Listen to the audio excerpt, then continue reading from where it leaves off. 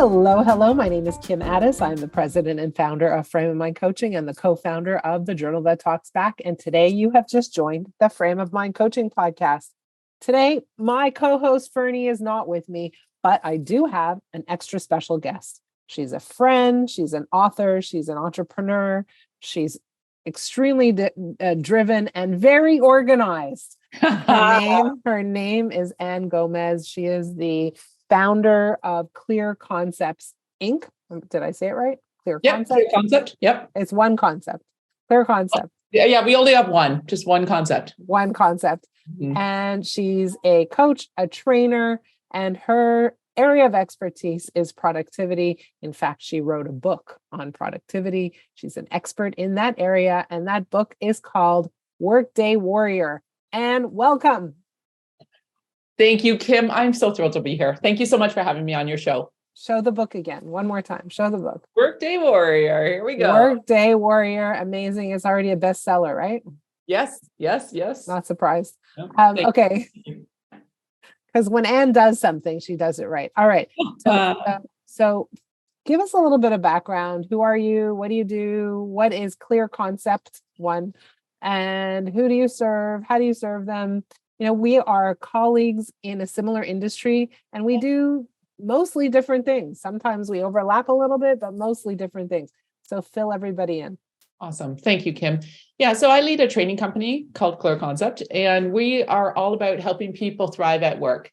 And productivity is what we started training on almost 2 decades ago, because obviously the way we work independently has a big impact on our performance at work.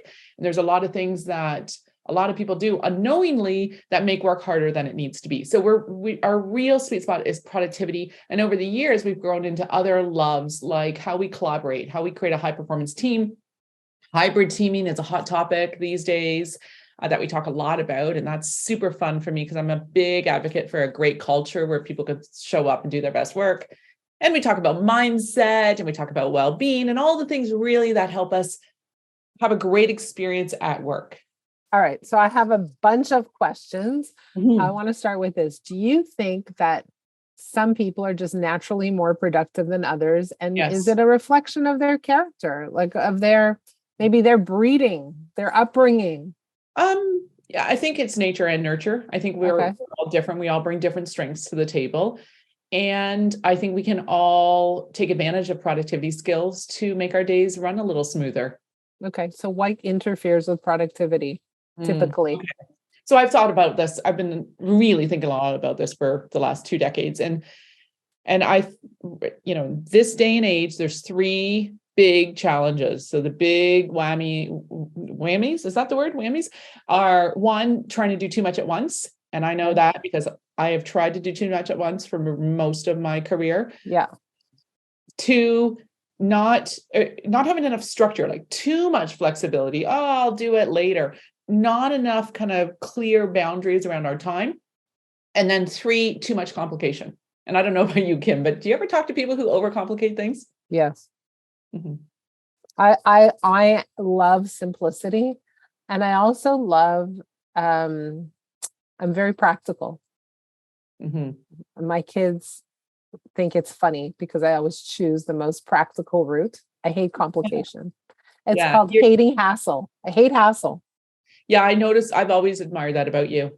And that's something I noticed that of anyone who's really good at getting big things done, managing a lot, is they cut right to the chase. They get rid of the fluff. They make decisions efficiently. Yeah.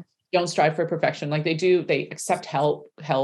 Yes. They lean on others. So they do things to focus on getting things done as opposed to perfect. Yes. Yes. I am a fan of progress over perfection. But so you said something earlier that when you have too many things to do. So are you saying that multitasking is a bad idea? Like some people love multitasking. Well, they might love it, but that doesn't mean they're good at it. Okay. So what is your take on multitasking? I have this argument with my husband sometimes. He always tells me I'm a much better multitasker than you. And I'm like, I heard that people who multitask actually are lower in their productivity. So and actually the people who think they're better at multitasking are actually worse at it, which is ironic. Interesting. So what is the problem with multitasking? just if after this interview, if you connect me to your husband, I need just 5 minutes with him. 5 minutes. All right. Multitasking. Like, listen, I was a big multitasker back in the day. So many of us were taught that multitasking is the more efficient way to go. But the truth is, and this is, our brains have been studied, obviously, by neuroscientists. How do we process things? We sequentially process. We don't parallel process. We do not do two things at once. And I'm talking about the things we are consciously thinking about. Yes, we want to chew gum, right? So if I am folding laundry while watching TV, I can do both of those kind of on autopilot, right? But if I'm watching a show where I'm hanging on every word, then I'm not folding laundry, right? Like, we know that we lean into doing one thing when we have to. Right. You might be on a call and you are reading an email and someone says, well, what do you think about that, Anne? And you're like, can you rephrase that question? Which is really code for, I was reading email. Like, we do not consciously think about two things at the same time. Right. It's like when I watch Jeopardy with my husband, and he's like glued to Jeopardy because he's amazing at it, and I play a game on my phone. I'm like, then I tune in when maybe I hear something that I might know the answer to, but I'm not 100%. I can't. You're right. I can't do both. Yeah. And so, and that's okay when you're watching Jeopardy. But if you're doing your work and trying to make for a very efficient day, one thing at a time is a big one. So then how do you avoid, eliminate, deal with distractions? I mean, I was kind of taking a look at your book, your profile, reading through it, etc. And I do work with my husband, and I don't know why I'm giving him such a hard time today, but he walked in and he had to discuss something very important with me, but I was like reading, right? So what do you do when you get interrupted or distracted? Well, we're not going to eliminate those interruptions. Those are still going to come at us, but we can manage interruptions. So people coming to speak to us, right? This was a big interruption back when everyone was working in the office 5 days a week. Yeah. And so what I would suggest in those cases is, you greet someone warmly, like, hey, how can I help you? Right. And it's kind of like you're getting right to the point, right? So you're being friendly, warm, open, and basically you're trying to assess urgency. If they need an answer before the phone call they're going on in 2 minutes, then you're not going to say, I'm sorry, I'm trying to focus right now. Let's talk later. No, you're going to say, here's the answer. Here's the document you want to, like, we're not trying to be perfect here, obviously. But if they say, well, I want to pick your brain about that meeting that's happening next Tuesday, then you can say, yeah, I want to talk about this also. Can we chat at 3? And so you can manage those. The interruptions still happen, but you're trying to mitigate the interruption, right? You're not going to avoid people coming to see you. Yeah. I like the idea of assessing urgency. I like that. That's a good one. Totally about assessing urgency. And then also, like, there's a couple other factors too. Like, when you sit down to read, it's about saying, okay, what's my goal right now? What am I focused on? I have to do that every time I go into the internet, Kim, because I get so distracted by the bright, shiny objects. And remember, you went in for this piece of information, go get it, and then come out. Here's a question for you. Like, it happens to me almost every day. Mm-hmm. I go take a shower and so here it's happening again, but I go take a shower and I think about something mm-hmm. like, oh, I want to look up the relationship between, I don't know, let's say a hernia and weight gain. Like, I just think of something, right? I want to, so-and-so, a client of mine mentioned this, and I want to see whatever. I want to do some research on it. Whatever. I come up with something in my head. But the minute I come out of the shower, it's gone. Right. There's notepads for the shower you can get. Oh, yeah. So that's what I should do. I should have a notepad in my shower. Similarly, people do this like when they're sleeping, they wake up or they have trouble falling back to sleep, going to sleep originally because they're thinking of the relationship between hernias and weight gains or whatever it is they're thinking about. And there was a study that showed that if we write it down, we feel more confident too because it's captured. And so we can let it go now. You know what that's called, Anne? Journaling. Yeah, there you go. That's what it's called. I'll never miss an opportunity to plug journaling. Okay. So you said something before that I want to come back to, which is this whole idea of like working from home. Does it actually increase our productivity or decrease our productivity? There's a whole wide debate out there. Right. And that's situational dependent, right? Like if you have three young children who are homeschooling or virtual schooling, then you're probably not going to be as productive at home. It depends. It depends on your working style. If your work is really collaborative, if you have a lot going on at home, if you're really tempted to dive into personal projects at home, then being in the office is probably more productive for you, right? And similarly, the office can also be ripe with interruptions. It really depends. So I mean, I work with business owners, and sometimes they're troubled by this whole work at home status. Right. What would you advise them in terms of trying to help make sure everybody's as productive as possible? Yeah, for their teams, you mean, or for themselves individually? Yeah, I would say lean into hybrid. I am an advocate for hybrid, not an extreme everyone in the office 5 days a week or everyone at home 5 days a week. There is magic in both, and we want to offer our teams flexibility. Now, I do suggest that things like community days and guidelines are very effective, because it's not like we do know that there's magic in coming together. Yeah. Just know that not for most roles, not every role, but for most roles, there's a component of it that can be done virtually, and the workforce is more empowered than it's ever been before. I think setting people up for success does not involve having strict mandates to be in the office. Got it. Okay, so go back. You said the first kind of interrupter of productivity was multitasking, doing too much at once. Yeah. The second one was too much flexibility. Yeah, isn't that one ironic? What do you mean by that? Because I love flexibility. Yeah, flexibility seems like the ultimate. Like I remember early in my career, an entrepreneur was talking about flexibility, how much flexibility he had, and I thought, one day.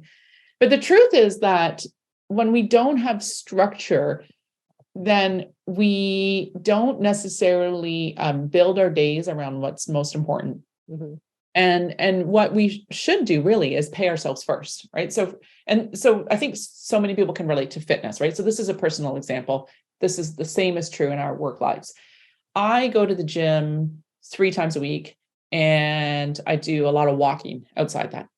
And I have those gym time slots in my calendar. I actually have it in my calendar 4 times a week, and my goal is to hit 3 of them. Sometimes with kids and work obligations, things I can't hit all 4. But today, for example, I'm going to the gym at 5:00. Now, Kim, if you were to ask me whether I feel like doing the burpees that they'll probably make us do during the gym class today, the answer is a flat out no. But I'm always happy I go, and I'm happy I invest in my well-being. It's important. Physical fitness is important for all of us. Right. So I put it in my routine. I don't just think, I'll go when I feel like it, or I'll go when I have time, because then it's not going to happen. Right. And I think a lot of people can relate to the get the routine. Yeah. And the same is true for our priorities, for our independent work, right? There's so many things that can gobble up our time. If we don't pay ourselves first and put some structure in our day, I'm going to work on this priority during these time blocks consistently week over week, then we're going to not have enough time for the things we value most.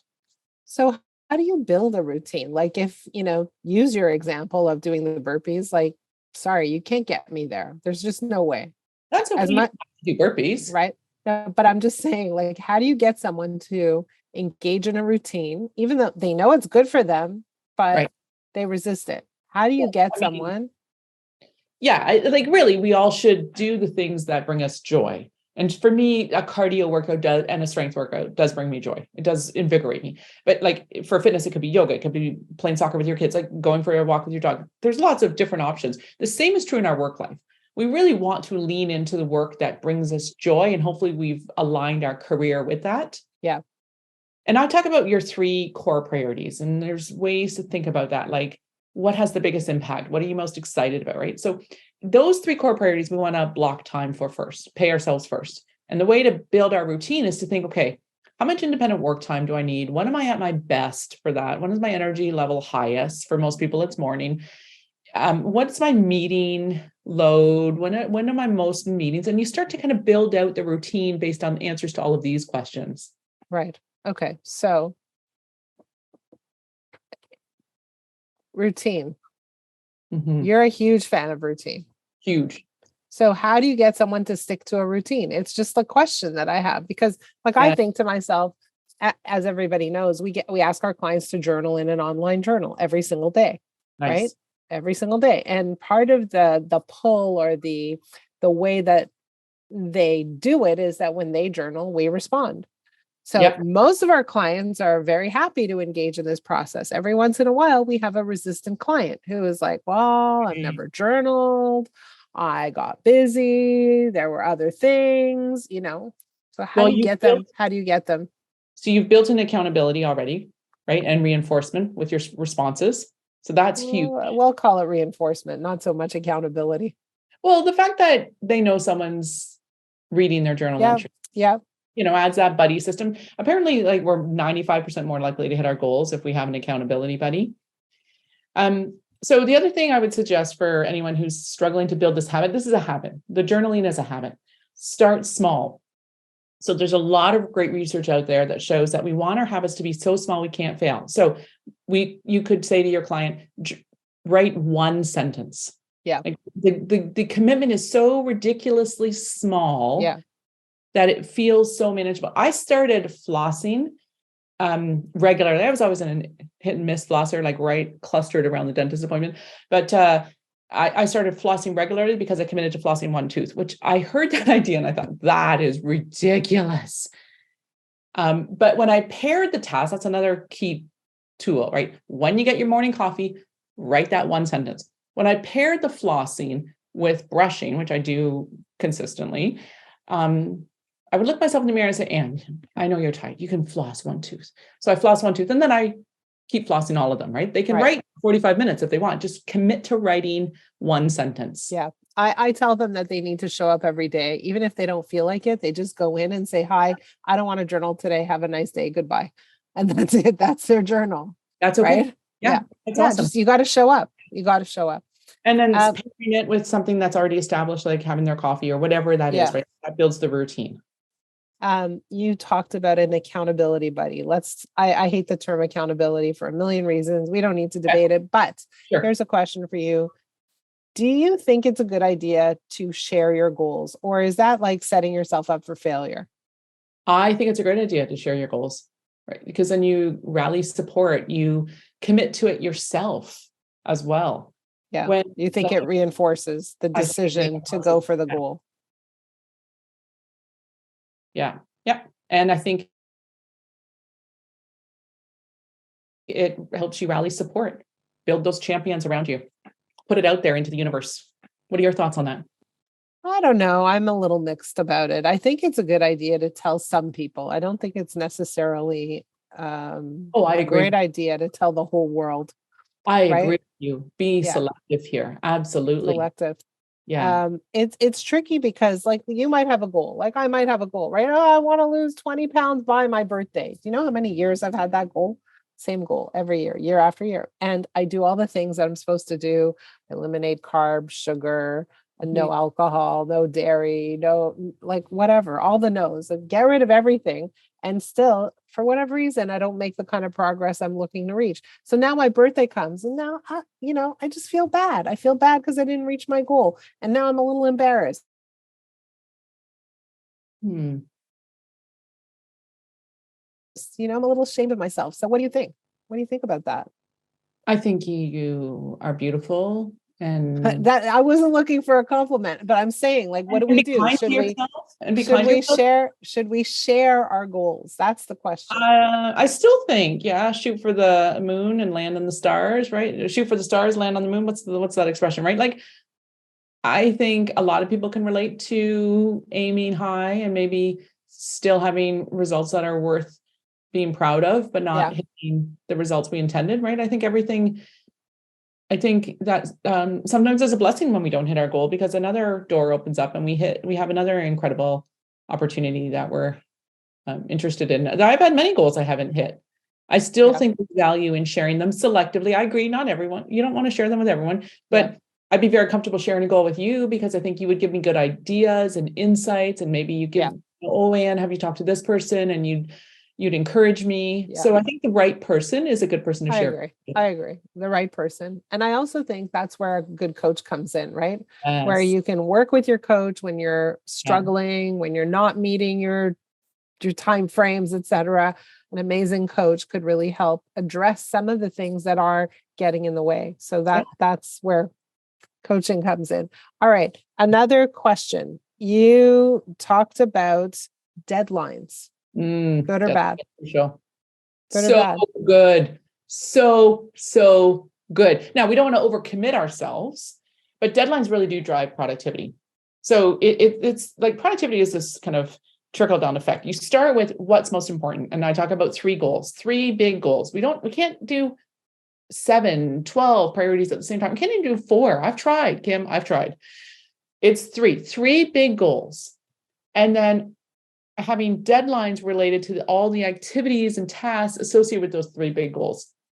But also, it's so important for us to track all of those in one place so we can gauge our capacity, because we don't want to overcommit ourselves. If I have 3 things due on Monday and you ask me to do something for you on Monday, I don't want to just rely on memory or these haphazard lists. I want to have this really solid priority management system. I call it your map, to consult and say, oh, Kim, I'd love to do that. Work on that with you. Can I have my piece to you by next Friday? Because the beginning of the week is tight for me. And so it's the negotiation, right? I want to make sure my deadlines are realistic, and I can always well, I can't always, but many deadlines can be renegotiated. Right. But the deadline helps me commit to doing it. Do you help individuals, organizations create their maps? Yes. As you say? For sure. Absolutely. Okay. It is the first thing we do when we're working with someone. Okay. So I'm just looking at the clock, and I'm going to ask you this. What's your number one most important piece of advice for people who want to improve dramatically their productivity? What's the number one thing they need to think about or do? Concentrate your focus.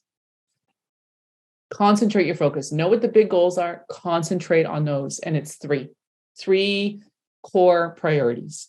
3 core. So get rid of everything else.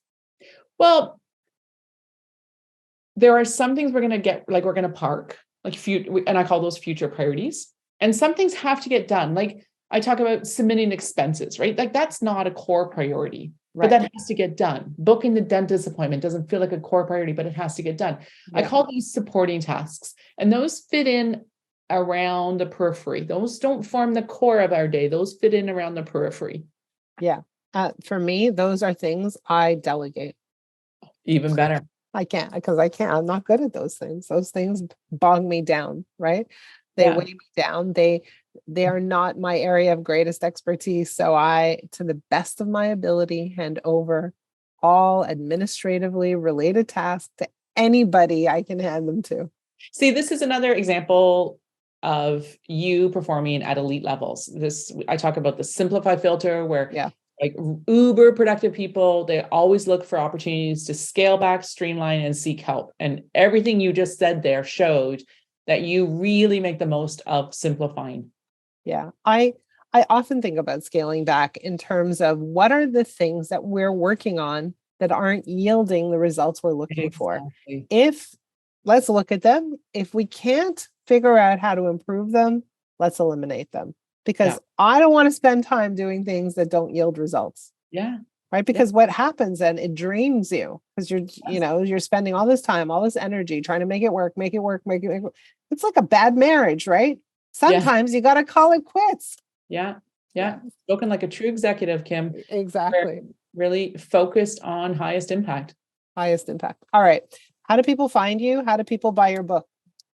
So you can search for me on social, and book is available wherever books are sold.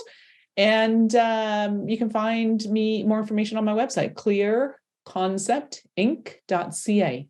Okay. And it's Ann Gomez, Ann with no E, ANN. No E, yes, ANN. ANN Gomez, GOMEZ, or Z for you Americans out there. Yeah, there you go.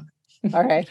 Thank you so much for joining me today, for sharing your wisdom, your insights, your knowledge, your expertise. Guys, go buy her book, go learn about productivity. She is the best. There is no question. And I'd love to hear what you think about this episode. We will Thank catch you next time. Have a great week, everyone.